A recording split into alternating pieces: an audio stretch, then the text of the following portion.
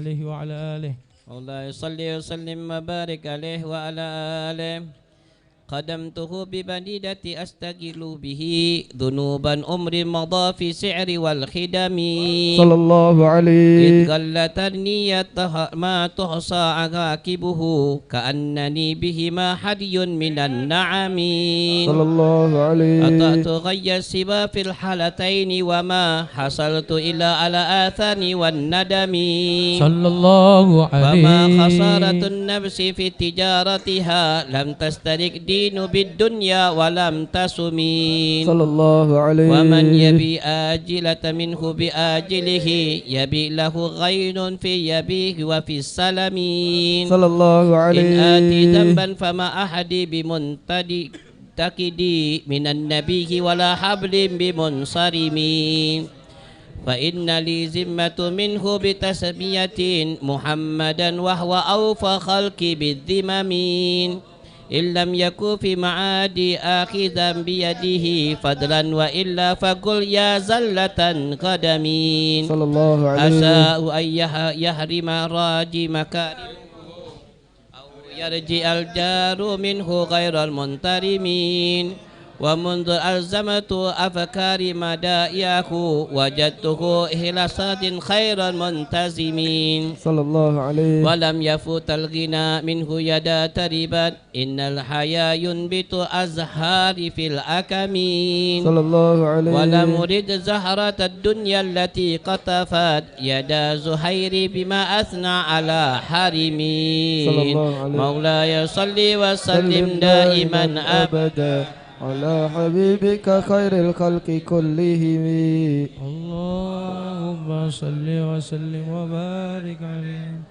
مولاي صل وسلم دائما أبدا على حبيبك خير الخلق كلهم. مولاي صل وسلم دائما أبدا على حبيبك خير الخلق كلهم. يا أكرم الخلق ما لمن علوذ به سواك إلا هلو للحديث الأميم ولن يليق الرسول الله جاءك به إذا الكريم تجلى باسم منتهي فإن من جودك الدنيا وضرتها ومن علومك علم اللوح والقلم يا النفس لا تقنطي من زلة عظمان إن الكبائر بالغفران كالأمم الله لعل رحمة ربنا يقسمها تأتي على حسب الشان بالقسم يا ربي واجعل رجائي غير منعكس لديك واجعل حسابي غير منحرم والتب بعبدك في الدارين إلا له صبرا متى تدعوه الأهوال يا عديم الله وذن لصوم صلاتي منك دائمة على النبي بمون حل النجم ما رنها الأذبات البني ريح صبات وأضرب العسحات العس بالنغم الله ثم رضا عن أبي بكر وعن عمر وعن علي وعن عثمان ذي الكرم والآل والصحب ثم التابعين لهم أهل التقى والنقاء والحلم والكرم يا ربي بالمصطفى بلغ مقاصدنا واغفر لنا ما مضى يا واسع الكرم آمين يا الله يا ربي بالمصطفى بلغ مقاصدنا واغفر لنا ما مضى يا واسع الكرم يا ربي بالمصطفى بلغ مقاصدنا واغفر لنا ما مضى يا واسع الكرم واغفر إلهي لكل المسلمين بما يتلون في المسجد الأقصى وفي الحرم بجاه من بيته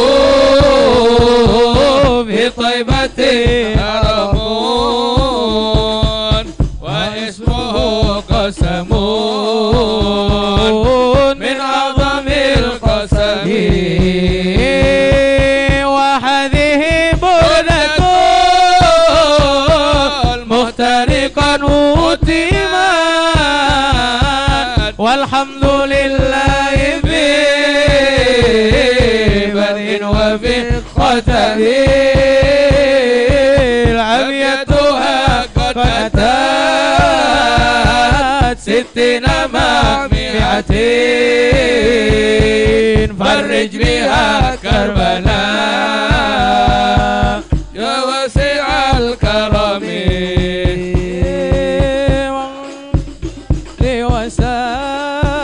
وسلم دائما أبدا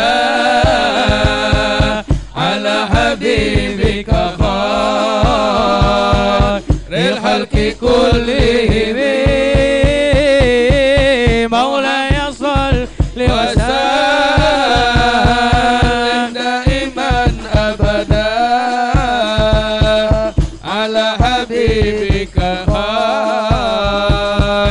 الخلق كلهم محمد أشرف العرب والعجم محمد خير من يمشي على قدمه محمد باسط المعروف جامعه محمد صاحب الإحسان والكرم محمد تاج رسل الله قاتمة محمد صادق الأقوال والكريم محمد ثابت الميثاق حافظه محمد طيب الأخلاق والشياب محمد رويت بنور فينته محمد لم يزل نورا من القدم الله الله الله الله الله الله الله لا إله إلا الله الله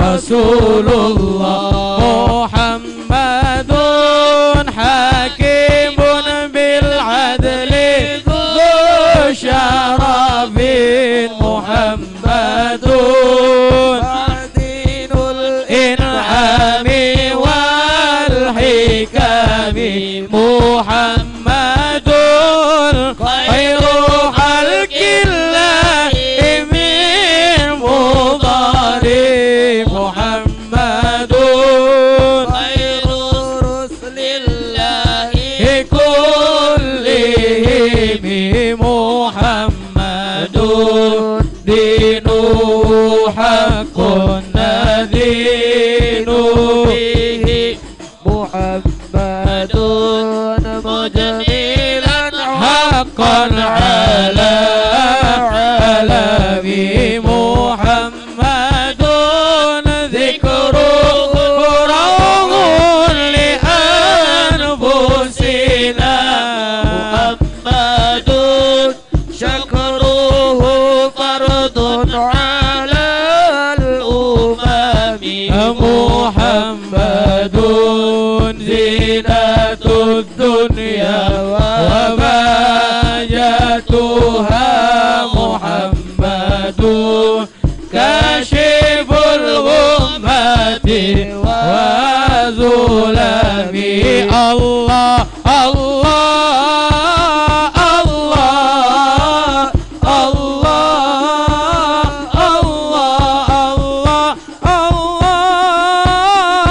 الله لا إله إلا الله الله الله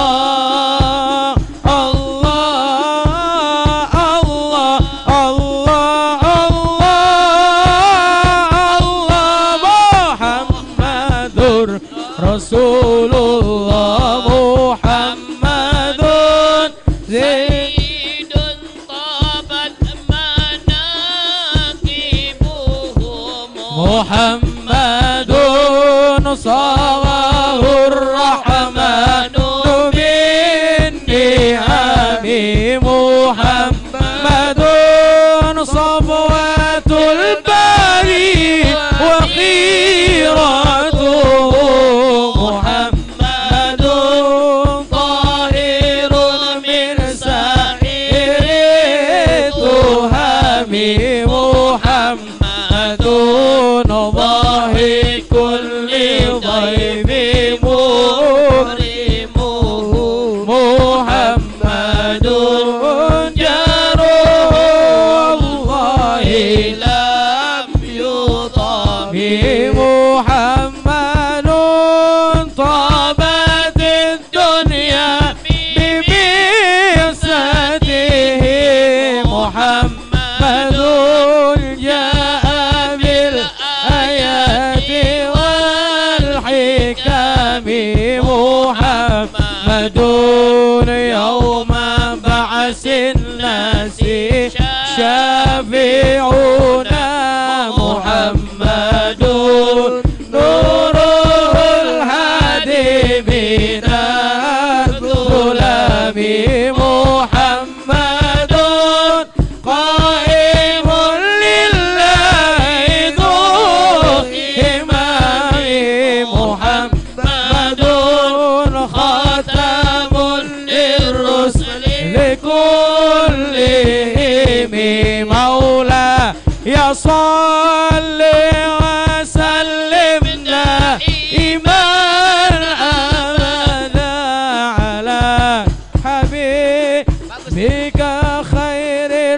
الخلق كلهم مولاي صل وسلم دائما أبدا على حبيبك خير الخلق كلهم.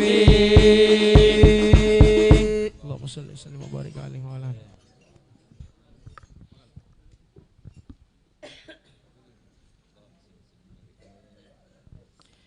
Bismillahirrahmanirrahim. Alhamdulillah rabbil alamin. Allahumma salli ala sayyidina Muhammadin abdika nabiyika rasulika nabiyil ummi wa ala alihi wa sahbihi wa sallim.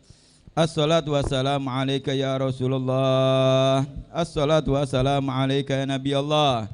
Assalatu wassalamu alayka ya Habiballah. Assalatu wassalamu alaikum ya anbiya Allah wa ala alikum wa ashabikum ajma'in. Walhamdulillah rabbil alamin. Alhamdulillah rabbil alamin. Hamda dzakirin, hamda syakirin, hamda yuafi ni'amika mazida.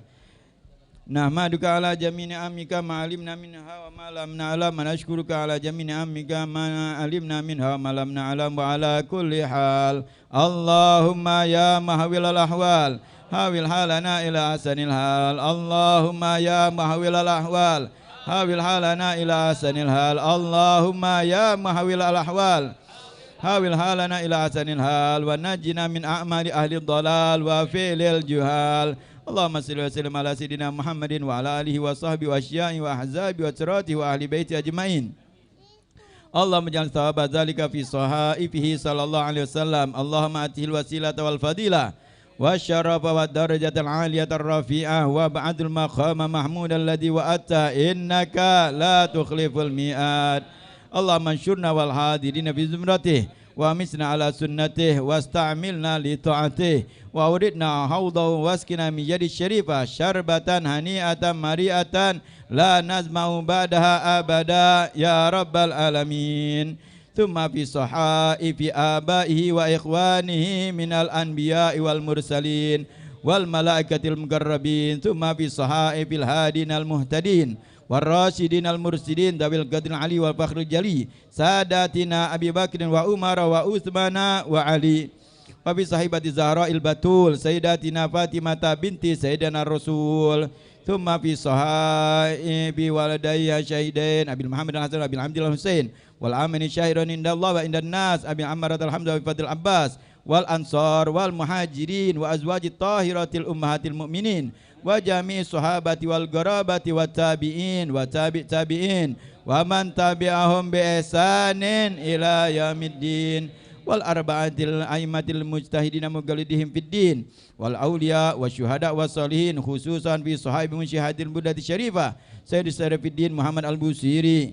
Thumma bi sahabi auliya illahi ta'ala jami'an min aktabin wa anjabin wa autadin wa abdad wa rijal ghaib min masyarikil adi ila magharibiha aina ma kanu aina ma halat arwahum ya rabbal alamin.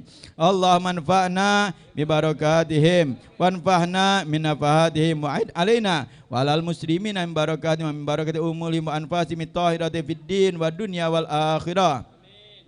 Thumma fi sahaifina wa sahaibil hadirin wa sami'in wa walidina wa walidihim wa ambatina wa ambatihim wa ambatil muslimina ajma'in.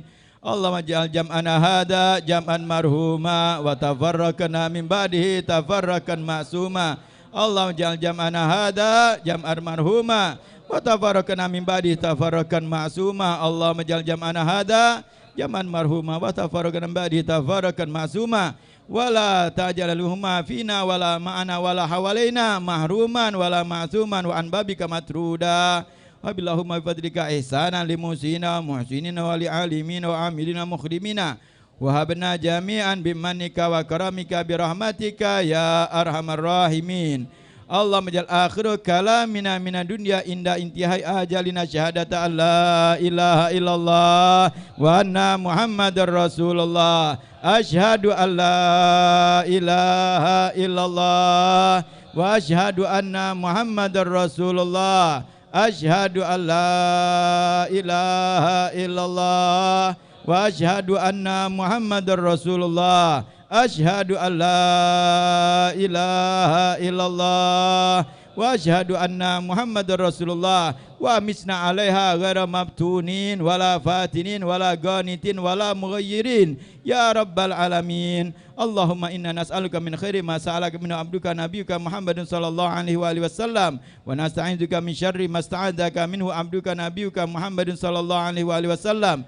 Inna Allaha malaikatahu yusholluna 'alan nabi. Ya ayyuhalladzina amanu sallu alaihi wa sallimu taslima. Allahumma shalli wa sallim ala sayidina Muhammadin wa ala alihi wa sahbihi ajmain. Subhana rabbika rabbil izzati amma yasifun wa salamun alal mursalin walhamdulillahi rabbil alamin. Al-Fatihah.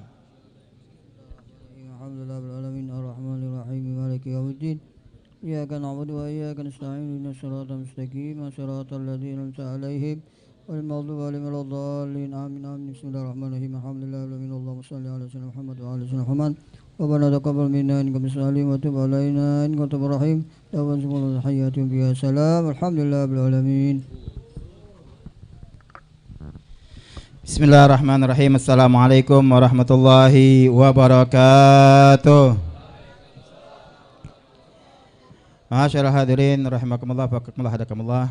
Alhamdulillah sembah alhamdulillah. Baru saja kita bacakan Dalailul Khairat, kemudian diteruskan dengan pembacaan daripada Burda Al-Madih. Insyaallah mudah-mudahan dengan berkah apa yang telah kita baca, segala hajat-hajat kita digabulkan oleh Allah Subhanahu wa taala, segala penyakit-penyakit kita disembuhkan oleh Allah Subhanahu wa taala, segala urusan-urusan kita dilancarkan oleh Allah Subhanahu wa taala, dan insyaallah mudah-mudahan kita dapat dikumpulkan bersama baginda Nabi Muhammad sallallahu alaihi wasallam. Amin ya rabbal alamin. Masyaallah hadirin rahimakumullah barakallahu hadakumullah.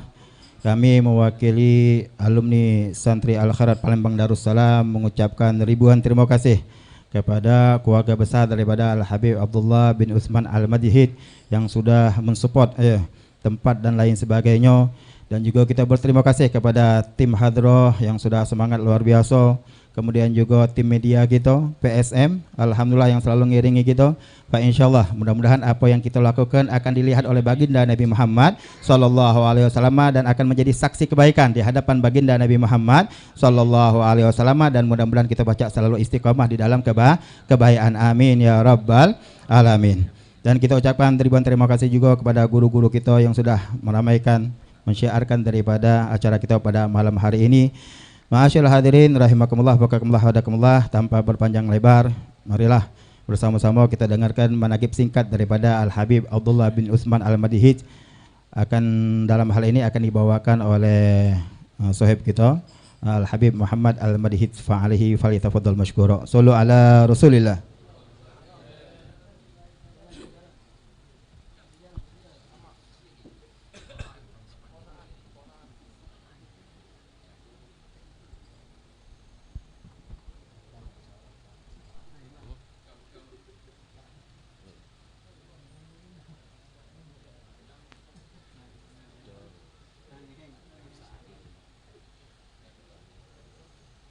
Bismillahirrahmanirrahim.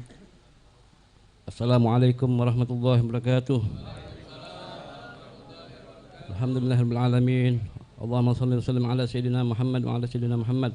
Al-Fatihil lima ughliq wal khatimil lima sabaq, nasirul haq bil haq wal hadi ila siratal mustaqim wa ala alihi wa sahbihi haqqa qadrihi wa miqdarihil azim.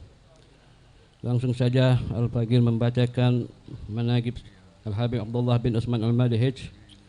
Al-Habib Abdullah bin Utsman Al-Madihid dilahirkan pada tanggal 27 Zulqa'dah 1334 25 atau 25 September 1916. Ayahnya bernama Utsman bin Qasim Al-Madihid dan ibunya bernama Nyimas Fatimah binti Yagus Toha. Habib Abdullah dibesarkan dalam nuansa salaf yang kental sehingga tak heran apabila beliau telah lancar berbahasa Arab sejak usia 10 tahun. Usia 12 tahun selain mendapat didikan dari ayahnya, ia juga mengaji kepada saudaranya Al-Habib Muhammad bin Utsman Al-Madihid yang dikenal dengan Cik Nanang.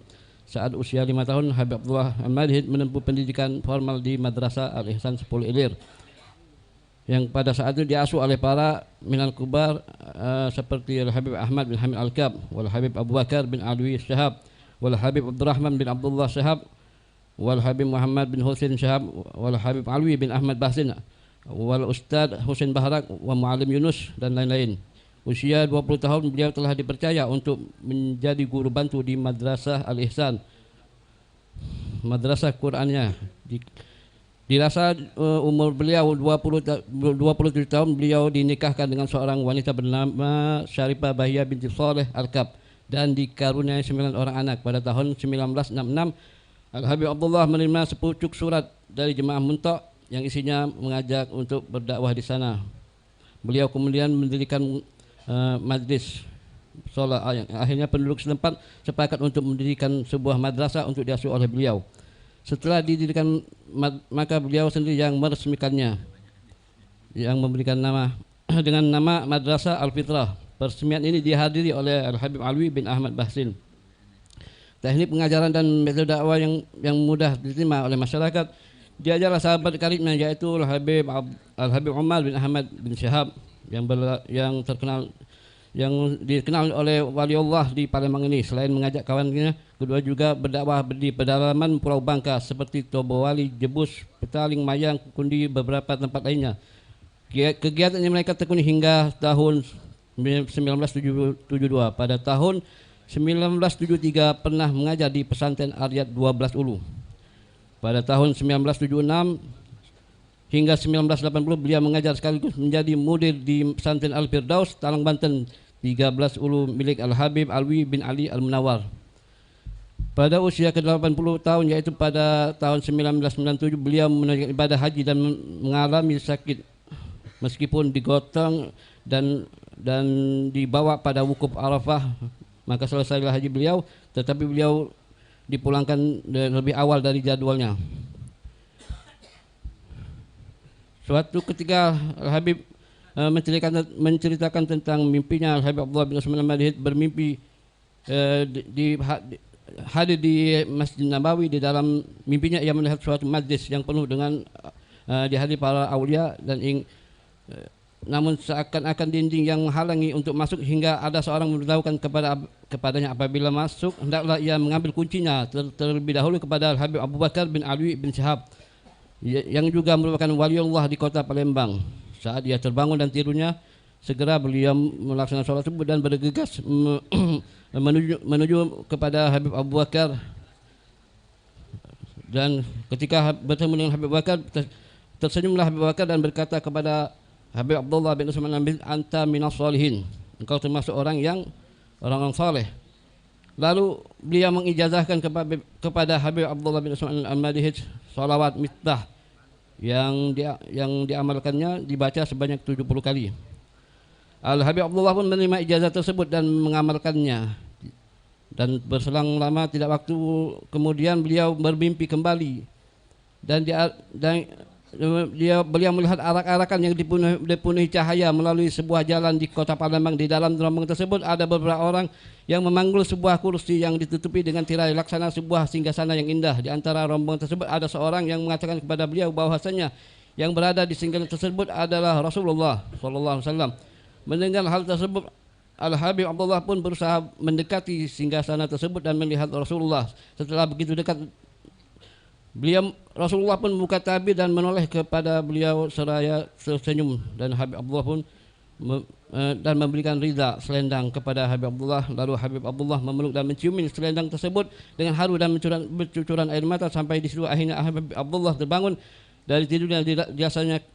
Dirabanya kedua matanya dan ternyata air matanya tersebut memang benar-benar bercucuran, dan hatinya pun masih terharu ketika terbangun dari keesok harinya. Untuk memastikan mimpinya tersebut, ia pun menemui dua tokoh habaib Palembang, yaitu Habib Muhammad bin Hamid bin Syihab Bakar dan Habib Umar bin Ahmad bin Syihab. Keduanya menyatakan bahwa mimpi beliau tersebut adalah benar. Habib Abdullah mengatakan setelah mengalami mimpi tersebut, banyak sekali hal-hal yang luar biasa dialami oleh beliau, menghilangkan dan telah menghilangkan rasa takut dan khawatir dalam dirinya. Di antara kisah kekaramat beliau, yaitu Habib Abdullah dikenal dengan seorang barzahin, yaitu yang bisa berbicara dengan arwah, yang waktu itu berziarah kepada makbarah Habib Saleh bin Hasan Al-Kab. Setelah prosesi ziarah selesai, beliau duduk di samping makam mertuanya sambil melihat seperti membaca sesuatu dalam bahasa Arab. Kemudian tersenyum lalu menangis melihat hal itu. Kemenakannya tersebut bertanya mengenai terjadinya apa yang terjadi. Habib Abdullah pun menjawab bahwasanya beliau telah membaca apa akan tetapi beliau sedang berbicara dengan sahibul magam.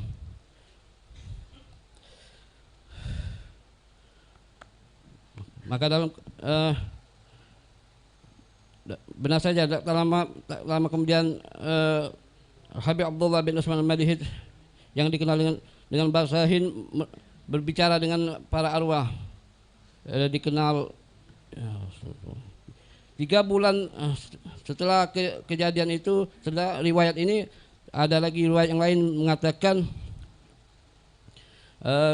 diceritakan oleh anak-anaknya 3 bulan lagi berkata kepada anak-anaknya bahwasanya Abah 3 bulan lagi akan menghadap Allah Azza wa Jalla, karena Habib Aqil Al-Madihid, Sayyidina Husain dan Rasulullah telah datang mengabarkan kepada Abah. Juga Abah telah menerima titipan dari seorang yang telah meninggal untuk disampaikan kepada seorang yang telah meninggal dunia pula, dan dia minta disampaikan melalui Abah. Lalu Abah pun menerimanya. Akhirnya pada hari Senin 19 Rabiul Awal 13 Juli 1998 Masehi pukul 18.00 setelah azan maghrib, Al-Habib Abdullah bin Usman Al-Madihid berpulang ke rahmatullah, dan keesok harinya jam 4 sore jenazahnya dimakamkan di pemakaman Habaib Aulia Al-Habib Ahmad bin Syekh bin Syahab Gubaduku, Palembang. Semoga kita dapat meneladani dalam kehidupan sehari-hari. Inilah yang bisa Al-Bagir sampaikan. Wabillahi taufiq wal hidayah. Wassalamualaikum warahmatullahi wabarakatuh.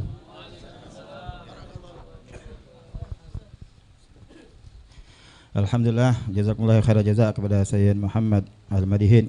InsyaAllah mudah-mudahan dengan mendengar sejarah singkat daripada manaqib Al-Habib Abdullah bin Usman Al-Madihid akan menimbulkan rasa cinta kita kepada orang-orang soleh. Amin ya rabbal alamin. Ma'asyiral hadirin rahimakumullah wa rahimakumullah. Tibalah kita pada acara berikutnya, yaitu Mau'izatul Hasanah. InsyaAllah pada malam hari ini akan dibawakan oleh akhina Sayyid Al-Habib Raihan Al-Kaf alaihi falyatafaddal mashkura. Sallu ala Rasulillah.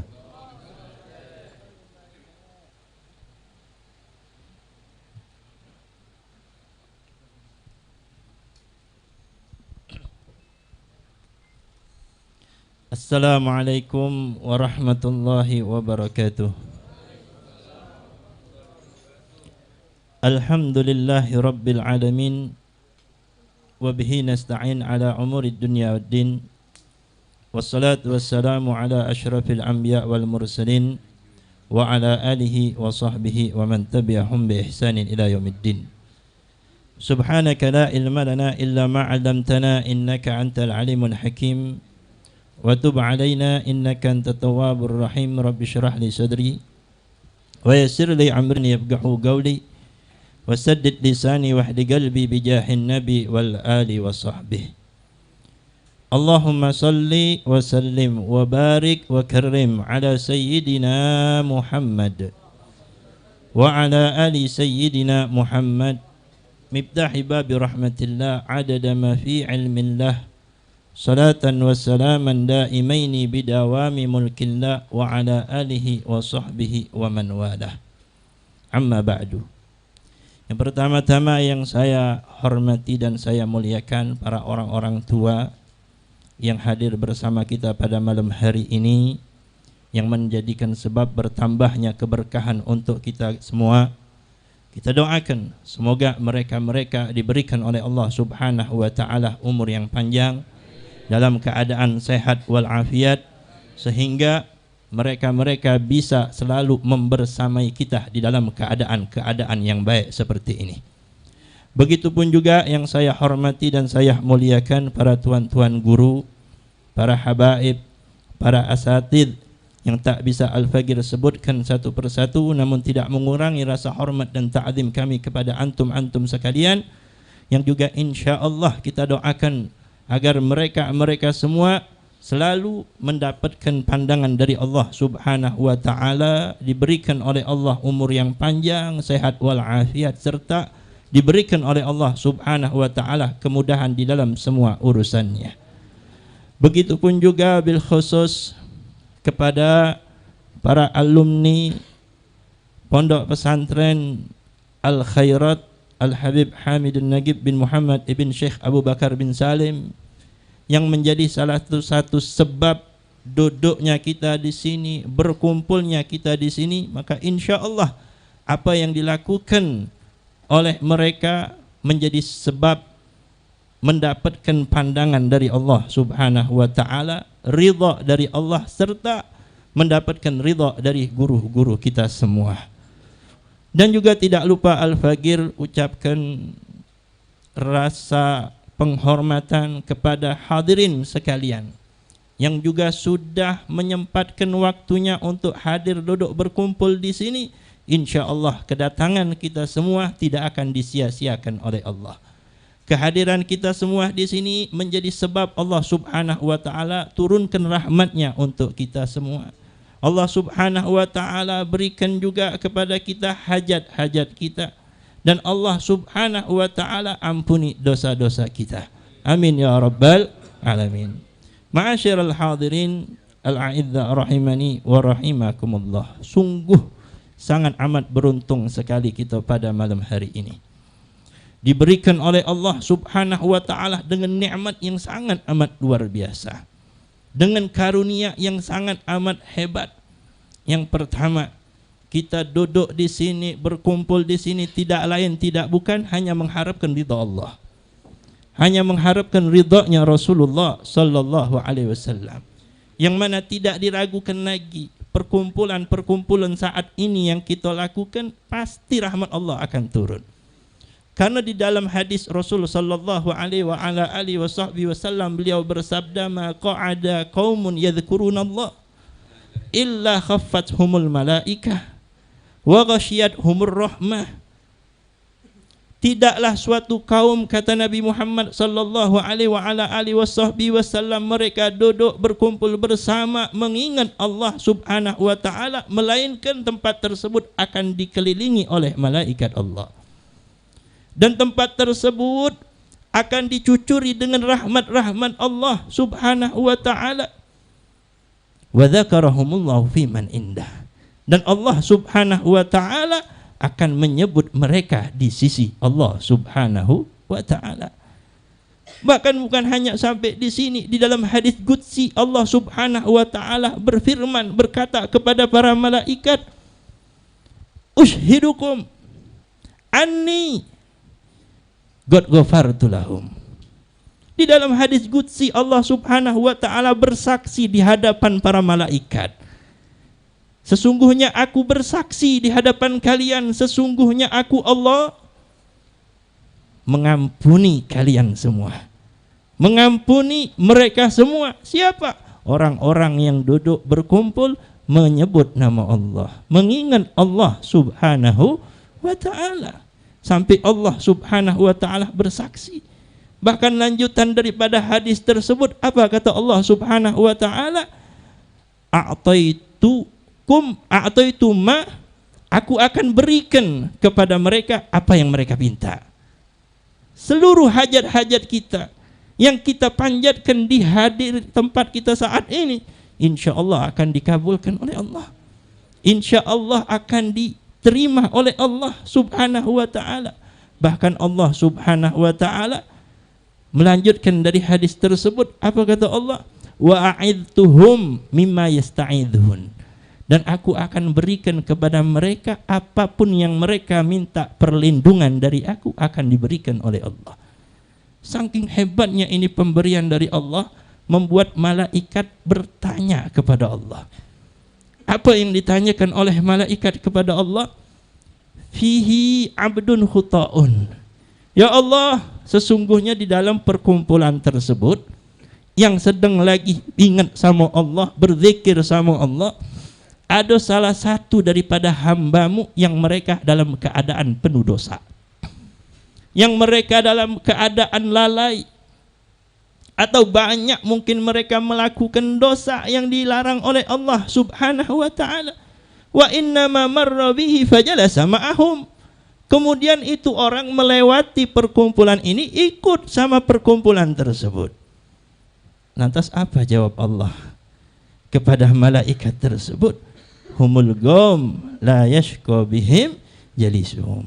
Sesungguhnya Kata Allah, di dalam perkumpulan-perkumpulan tersebut, siapapun yang ikut di dalam perkumpulan itu, maka mereka tidak akan celaka. Maka insya Allah kita semua di sini sadar, mungkin seorang tersebut yang dikatakan oleh malaikat itu adalah kita, yang penuh dengan kelalaian, yang penuh dengan dosa, yang penuh dengan kemaksiatan. Insya Allah dengan kita duduk berkumpul bersama mereka orang-orang soleh yang ada di hadapan kita ini, menjadi sebab Allah subhanahu wa ta'ala ampuni dosa-dosa kita. Yang kedua, nikmat juga yang tidak kalah besar Allah subhanahu wa ta'ala berikan kepada kita, yaitu kita melakukan perbuatan-perbuatan mulia ini di salah satu rumah wali min awliyaillah, yang mana kita yakin ini tempat yang kita sedang berada di dalamnya tidak akan terlepas dari cucuran rahmat Allah, tidak akan terlepas dari pandangan Allah. Kenapa? Sebabnya karena Al-Habib Abdullah bin Uthman Al-Madihid yang tadi sudah luar biasa kita dengarkan managib-managibnya yang begitu hebat. Tidaklah mereka mendapatkan kemuliaan yang seperti itu karena sebab ikatan yang kuat di dalam hati mereka kepada Allah dan kepada Rasulullah, yang mana beliau menghabiskan di tempat ini waktunya dari detik ke menit, jam, hari, bulan, tahun selama hidupnya untuk beribadah kepada Allah subhanahu wa ta'ala. Maka tidak diragukan lagi tempat-tempat seperti ini adalah menjadi tempat yang penuh dengan rahmat dari Allah subhanahu wa ta'ala. Kita pun bisa mencontoh beliau dengan kita jadikan tempat tinggal kita, rumah kita juga rumah yang mendapatkan pandangan Allah, rumah yang dipandang oleh makhluk Allah yang ada di langit itu bagaikan bintang. Inilah rumah yang saat ini malaikat-malaikat Allah memandang ini rumah seperti bintang di langit. Kenapa? Bercahaya. Karena di dalam rumah tersebut selalu diisi dengan ketaatan kepada Allah dan ketaatan kepada Rasulullah sallallahu alaihi wasallam. Adapun yang ketiga, nikmat yang begitu hebat juga Allah subhanahu wa ta'ala berikan kepada kita, yaitu kita melakukan semua amal-amal ini, kebaikan-kebaikan ini di salah satu malam daripada malam-malam yang dimuliakan oleh Allah, di salah satu malam daripada malam-malam yang diistimewakan oleh Allah subhanahu wa ta'ala, yaitu malam daripada 10 awal bulan Dzulhijjah, yang mana Allah subhanahu wa ta'ala bersumpah di dalam Al-Quran, wal fajri walayalin asyr, demi waktu fajar. Yang mana ulama mengatakan fajar di sini ada yang mengatakan hari Arafah, fajar hari Arafah, ada lagi yang mengatakan fajar di sini adalah hari raya Idul Adha. Walayalin asyr, dan malam-malam yang ke-10. Di sini pun juga ulama berbeda pendapat. Ada yang mengatakan 10 malam ini adalah 10 terakhir daripada bulan Ramadan, karena di dalamnya terdapat malam Lailatul Qadar. Ada lagi yang mengatakan 10 malam ini awal Muharram, karena di situ ada hari Ashura, juga di situ ada tahun baru Islam. Dan sepakat ulama mengatakan bahwa 10 malam itu adalah 10 awal daripada bulan Dzulhijjah. Maka di sini Rasulullah sallallahu alaihi wasallam beliau bersabda di dalam hadis mengatakan bahwa ma min ayyam al-amalu salih fihinna ahabbu ilallah min hadhil ayyam. Ini sudah sering kita dengarkan hadis di setiap majelis-majelis, kita sudah sering mendapatkan ini nasihat, bahwa kata Rasulullah tidak ada amal-amal saleh yang kita lakukan, apapun bentuk macam amal soleh tersebut yang dilakukan di 10 awal bulan Dzulhijjah ini lebih dicintai oleh Allah subhanahu wa ta'ala melebihi hari-hari yang lainnya di luar bulan Dzulhijjah. Maka ini merupakan salah satu kesempatan yang luar biasa dari Allah subhanahu wa ta'ala untuk kita agar memanfaatkan waktu-waktu tersebut dengan sebenar-benarnya. Selagi kita masih diberikan oleh Allah umur, selagi kita masih diberikan oleh Allah kekuatan, selagi kita masih diberikan oleh Allah banyak waktu luang, maka jangan kita sia-siakan pemberian-pemberian Allah yang begitu hebat. Ini adalah diskon yang luar biasa dari Allah Subhanahu wa taala, sehingga di dalam riwayat yang lain mengatakan bahwa amal ibadah di malam hari yang kita lakukan di 10 awal Dzulhijjah ini seperti kita melakukan ibadah pada malam Lailatul Qadar. Bahkan puasa yang kita lakukan di 10 awal bulan Dzulhijjah ini 1 hari sama seperti puasa 1 tahun. Siapa yang sanggup mengerjakan puasa setahun? Ramadan 30 hari banyaklah kewalahan. Bahkan banyak nak cepat-cepat selesai. Bahkan nyerah di tengah jalan. Ini dengan puasa 1 hari di 10 awal Dzulhijjah kita dapatkan pahala puasa seperti mengerjakannya 1 tahun. Belum lagi yang kita lakukan puasa nanti bila perlu kita minta sama Allah agar mampu melaksanakan puasa hari Arafah, yang di dalamnya Nabi Muhammad janjikan untuk mendapatkan ampunan dosa selama 2 tahun. Setahun yang sudah lewat sama setahun yang akan datang, dosa kita akan diampuni oleh Allah Subhanahu wa ta'ala. Ini kapan lagi diskon dari Allah? Jangan sampai diskon urusan dunia kita bercepat. Misal dengan lagi tak lama lagi 66 nih, yang hobi-hobi belanja bersigat dia, bercepat dia. Ngapa? Pertama gratis ongkir, potongan harga, dapat cashback pula. Oh, Masya Allah. Dari sekarang sudah bereja dia, dari sekarang sudah berusaha dia. Untuk apa? Dapat diskon tadi. Nah, lantas diskon dari Allah yang jaminannya untuk kita kaget di akhirat, kenapa kita biasa baik? Kenapa kita tidak bersigat untuk bercepat ngembek keutamaan yang Allah Subhanahu wa ta'ala berikan kepada kita? Ada sebagian orang yang mengatakan, sudahlah itu tuh cuman hadis-hadis dhaif yang menjelaskan tentang keutamaan ini. Sebagian adalah hadis-hadis dhaif. Lantas kalau itu hadis dhaif tak usah diamal. Kenapa? Kalau itu hadis dhaif sudah buang ke baik. Naudzubillah. Tidak boleh.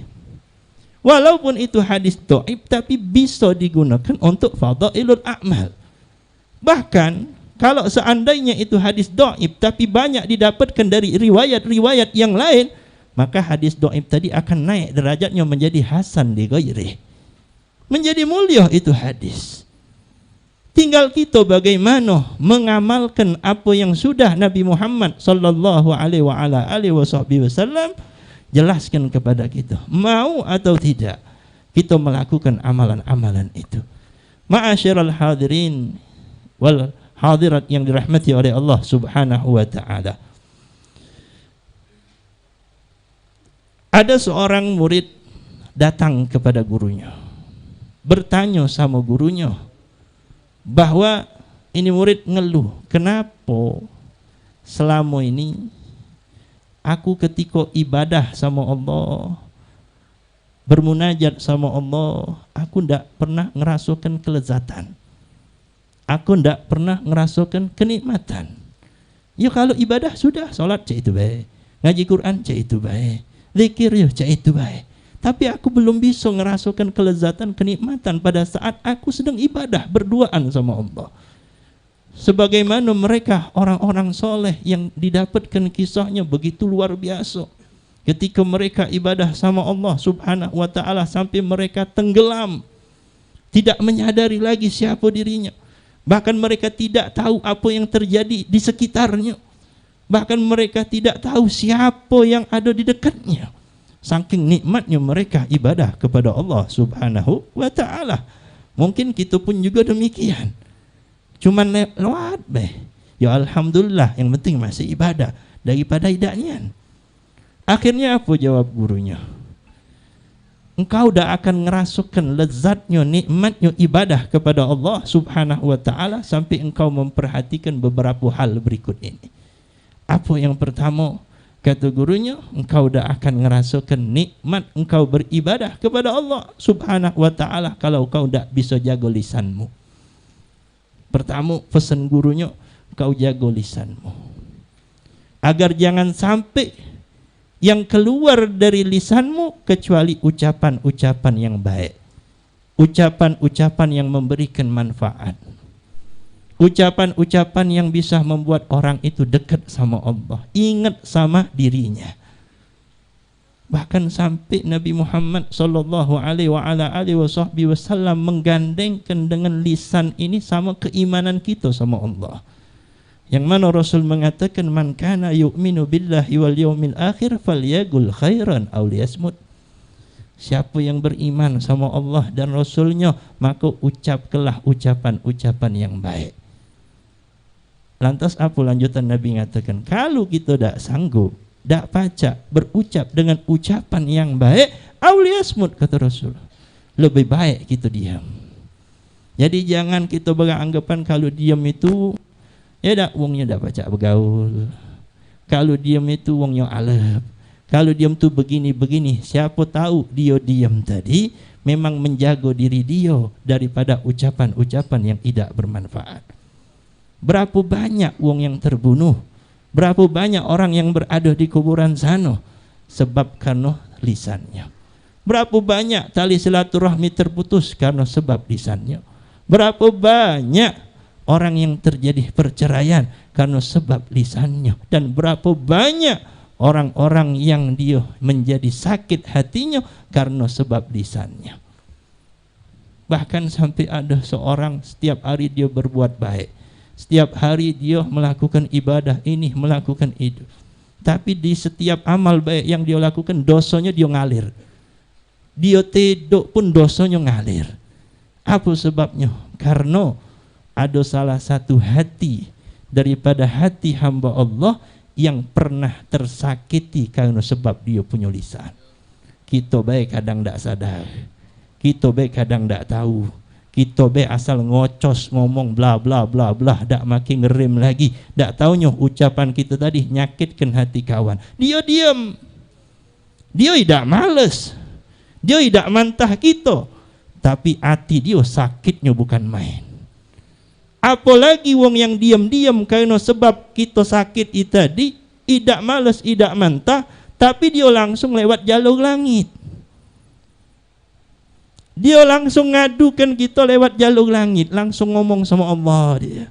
Mak mana keadaan kita berarti pada saat itu sedang tidak baik-baik saja. Karena kita diadukan oleh seorang hamba kepada Allah Subhanahu wa ta'ala. Jadi lisan ini benar-benar harus kita jaga. Itulah subhanallah, Allah ciptakan lisan kita ini dengan dua pintu. Pertama gigi kita, kedua bibir kita. Ditutup oleh Allah dengan dua pintu. Kenapa? Saking bahayanya kalau sudah ada ucapan yang keluar. Diibaratkan dalam sebuah syair itu bahwa ucapan itu bagaikan anak panah yang kalau sudah terlepas dari panahnya tak bisa ditahan lagi, tidak usah dipegang lah. Ketika sudah dibetetkan itu panah, nyocok ke hati, khalas. Sampai kalau diibaratkan juga hati yang kalau sudah pecah itu diibaratkan bagaikan gelas, nyampak bur, pecah dia. Apakah kita sanggup nyusun gelas yang sudah pecah tadi menjadi sikok lagi? Kalaupun pecah, maka tidak sebagus sebelum pecah tadi. Itulah keadaan hati manusia yang sudah tersakiti. Dia bisa memaafkan, tapi dia tidak akan bisa melupakan. Jadi yang pertama kata ulama, engkau tidak akan bisa merasakan nikmatnya ibadah kepada Allah selama engkau tidak bisa jaga mulut kau. Yang kedua, kata gurunya tadi, kau tidak akan merasakan nikmat ibadah sebelum kau bisa menjaga hatimu dari segala macam bentuk jenis penyakit hati. Kenapa sebabnya? Karena hati merupakan salah satu sumber pusat tempat perhatian Allah kepada seorang hamba. Sebagaimana dalam hadis Rasul sallallahu alaihi wasallam bersabda, "Innallaha la yanzuru ila suwarikum wala ila ajsamikum, walakinnallaha yanzuru ila qulubikum." Sesungguhnya Allah Subhanahu wa ta'ala tidak melihat siapa ente, tidak melihat sekayu apa ente, tidak melihat sehebat apa derajat ente. Bukan di situ yang dilihat oleh Allah Subhanahu wa ta'ala. Karena berapa banyak orang-orang yang dia memiliki kemuliaan, memiliki keistimewaan di dunianya, tapi tidak ada nilai di sisi Allah Subhanahu wa taala. Naudzubillah min dzalik. Dan betapa banyak orang yang terkadang dia tidak punya apa-apa. Dia terkadang disepelekan, dia terkadang tidak dianggap. Tapi ternyata wong yang seperti itu sangat mulia kedudukannya di sisi Allah Subhanahu wa taala.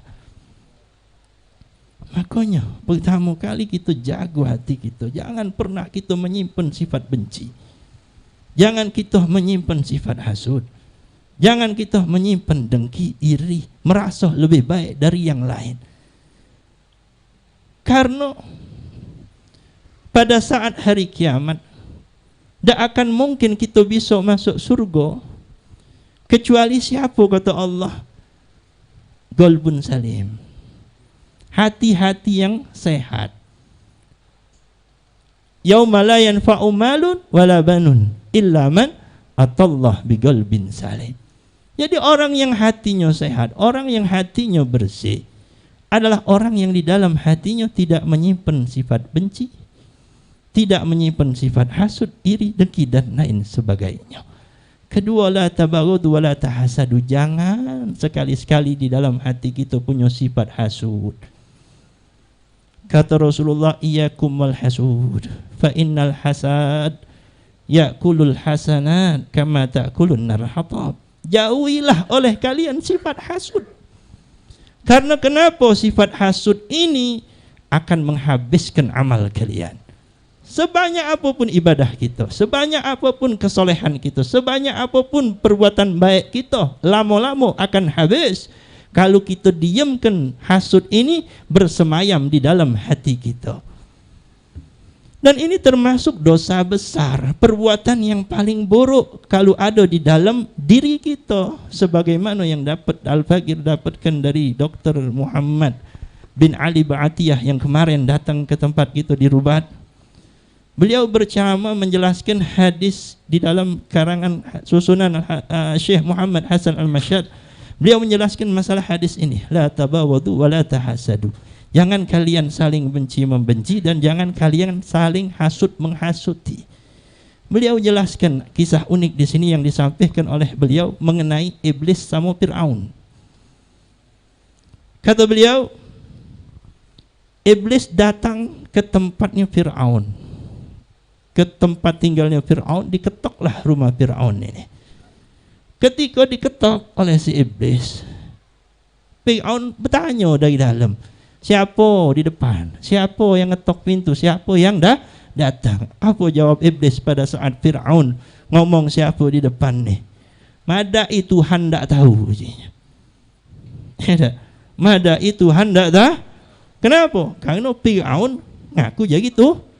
Yang namanya Tuhan tahu segala hal, tahu segala sesuatu. Nih Fir'aun ngomong sama iblis, siapa di depan? Madai kau Tuhan tak tahu aku siapa. Akhirnya sudah masuk dia ke dalam, bercerita berkelakar antara iblis sama Fir'aun. Kita tahu kedua-duanya ini makhluk yang paling buruk, makhluk yang dilaknat oleh Allah. Sampai pada akhirnya iblis bertanya sama Fir'aun, oi Fir'aun, tahu tak kau siapa manusia yang paling buruk di antara kita berdua? Yang lebih buruk di antara kita berdua? Ada tak makhluk yang lebih buruk dari kita berdua? Kira-kira ada tak makhluk Allah yang lebih buruk antara Fir'aun sama iblis? Ada tak kata Fir'aun? Ya ada tak? Ada kata iblis. Siapa kata Fir'aun manusia yang lebih buruk dari dua makhluk Allah ini, iblis dan Fir'aun? Apa jawab iblis? Orang yang paling buruk, lebih buruk dari kita berdua. Siapa mereka? Orang yang punya sifat hasud. Na'udzubillah summa na'udzubillah min dzalik. Yakumul hasud, jauhi oleh kita hasud. Capek baik kita ngedepi bunga hasud, capek gitu. Habis amal kita, sudahlah, buat apa? Buanglah jauh. Tapi hasud ini tidak akan muncul kecuali karena ada sebab musababnya. Al-Imam Ghazali Beliau menyebutkan ada beberapa sebab wong akan punya sifat hasud di dalam dirinya. Yang pertama kata Al-Imam Ghazali, al-adawah wal baghdha. Karena permusuhan dan karena rasa benci. Kalau wong sudah nyimpen permusuhan di dalam hatinya, dalam hidupnya, benci sama wong, tak demen sama wong, maka berpotensi besar akan menimbulkan sifat hasud. Kalau sudah ada permusuhan, kalau sudah ada kebencian, maka akan muncullah yang namanya sifat hasud. Wal iyadzu billah wa na'udzu billahi min dzalik. Yang kedua, kata Imam Ghazali, di antara sebab seorang itu punya sifat hasud apa? Ta'azzus. Seorang yang merasa dirinya mulia, tidak ada yang lebih baik darinya, ngerasa dirinya lebih hebat dari yang lain, sehingga kalau ada wong lain yang lebih hebat dari dia, mulai gelisah dia, mulai bimbang dia, mulai tidak tenang dia. Ngapa? Takut kaget dia lebih dimuliakan oleh wong lain dari aku. Muncullah sifat hasud. Yang ketiga, ta'ajjub, berbangga sama dunia yang dia punya, dan dia takut hilang, dan dia takut kaget dilebihkan wong dari apa yang dia punya, sehingga kalau sudah muncul sifat hasad tadi, seluruh keburukan bakal dia gawikan, seluruh kejelekan akan dia lakukan. Hati-hati, ini mungkin ada dalam hidup kita yang tanpa kita sadari. Dan yang kata Imam Ghazali selanjutnya, al-khawfu min fawatil maghasid. Di antara sebab seorang itu punya sifat hasud, dia takut kaget hilang, tidak mendapatkan apa yang dia tuju, takut kaget hilang apa yang dia inginkan. Ini sangat bahaya. Biasanya juga sifat hasud ini muncul karena sebab orang-orang yang terdekat di antara kita. Bisa jadi itu keluarga, bisa jadi itu dulur, bisa jadi itu tetangga, bisa jadi itu kawan seprofesi dan lain sebagainya. Ketika melihat orang punya ini, kita pengen juga. Ketika wong pengen ini, beli ini, kita pengen juga. Na'udzubillah, summa na'udzubillah. Bahkan lebih buruk lagi, sebagaimana yang disampaikan oleh Syekh Muhammad bin Ali Ba'atiyah, kalau seandainya terjadi sifat hasud ini pada ulama, yang mana kata beliau, kalau sudah ulama punya sifat hasud, maka itu ulama akan menjadi ulama su, wal iyadzu billah wa na'udzu billahi min dzalik. Kita minta sama Allah, mohon sama Allah agar kita dijauhi oleh Allah daripada sifat hasud ini, karena sangat buruk. Kalau sudah tertanam di dalam diri sifat hasud ini, nyingok wong solat lagi nak dati, unyam dia. Iya, nyingok wong buat baik, tidak demen dia. Muat wong berbuat ketaatan, unyam dia. Kalau sudah jadinya itu, naudzubillah, summa naudzubillah bil dzalik. Jadi yang ketiga, tadi yang kedua, sekarang yang ketiga, kau tidak akan ngerasakan nikmatnya ibadah kalau kau tidak jaga kau punya mata. Ini juga sangat penting dalam kehidupan kita. Ya, karena mata ini, ya ikhwan, pintu mata, telinga, pintu hati kita. Kalau kita banyak nyingok yang baik, banyak nyingok yang benar, banyak nyingok yang diridhai oleh Allah Subhanahu wa taala, maka bakal masuk hati kita yang baik. Dengar juga banyak dengar nasihat, banyak dengar ilmu, banyak dengar yang baik-baik, maka yang kita dengar pun masuk ke hati juga yang baik-baik, sehingga kita muncul keinginan berbuat baik.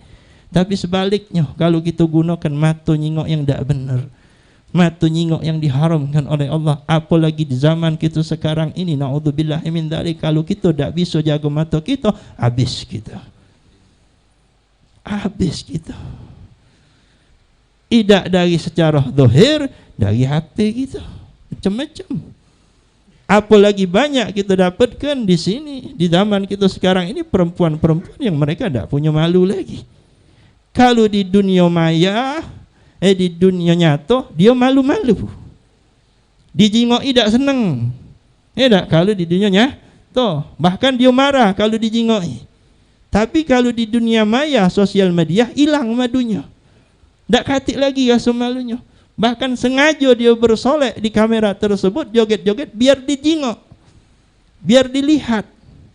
Inilah keadaan di zaman sekarang yang harus benar-benar kita jaga diri kita. Itu yang ketiga. Yang terakhir, yang keempat, kata ulama, kau tidak akan ngerasakan kenikmatan ibadah sama Allah kalau kau tidak jaga sesuatu yang masuk ke dalam mulutmu. Apa artinya? Jaga makanan kita dari sesuatu yang tidak halal.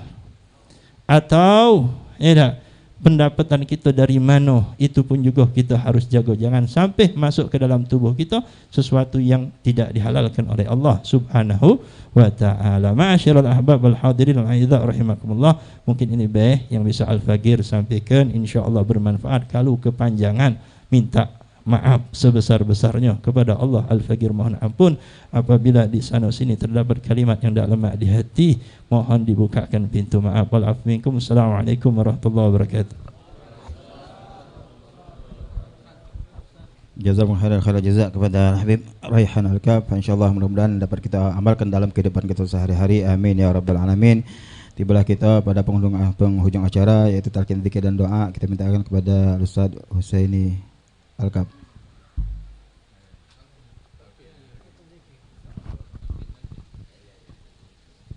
الذين آمنوا وتطمئن قلوبهم بذكر الله لا بذكر الله تطمئن القلوب أفضل ذكر فاعلم أنه لا إله إلا الله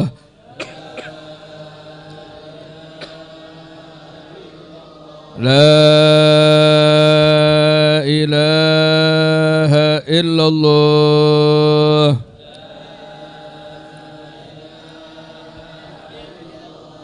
لا إله إلا الله محمد رسول الله صلى الله عليه وآله وسلم كلمة حق عليها نحيا وعليها نموت وعليها نبعث إن شاء الله من الآمنين آمين. فتح بالقبول تمام الوصول والبلوغ مأمول إلى حضرة الرسول بالباطل محمد المصطفى رسول الله سر الفاتحة.